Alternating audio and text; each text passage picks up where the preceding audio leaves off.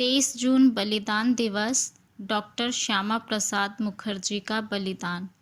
6 जुलाई 1901 को कोलकाता में श्री आशुतोष मुखर्जी एवं योगमाया देवी के घर में जन्मे डॉक्टर श्यामा प्रसाद मुखर्जी को 2 कारणों से सदा याद किया जाता है। पहला तो यह कि वे योग्य पिता के योग्य पुत्र थे। श्री आशुतोष मुखर्जी कलकत्ता विश्वविद्यालय के संस्थापक उपकुलपति थे।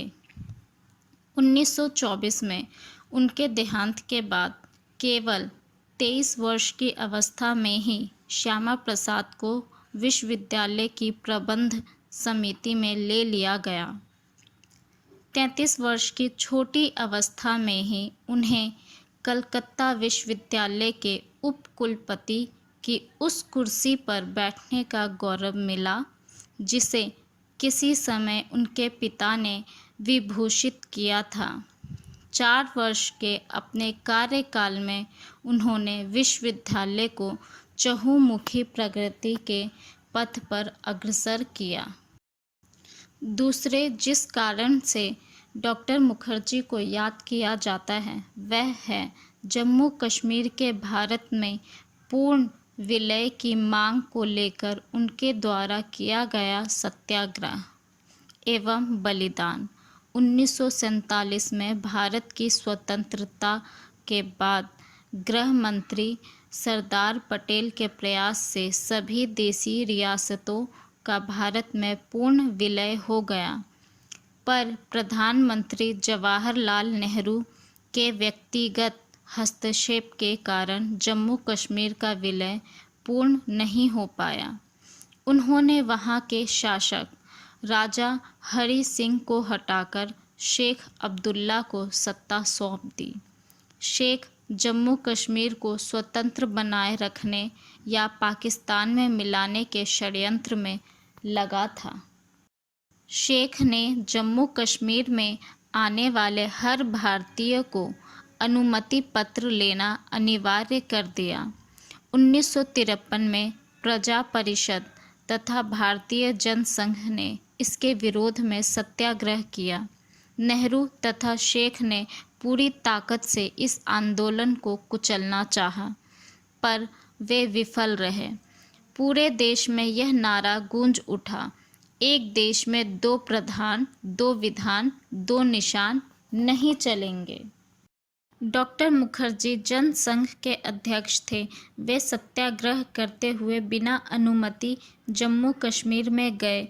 इस पर शेख अब्दुल्ला ने उन्हें गिरफ्तार कर लिया।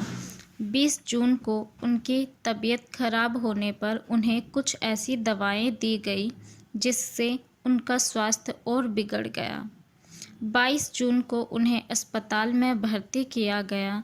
उनके साथ जो लोग थे उन्हें भी साथ नहीं जाने दिया गया।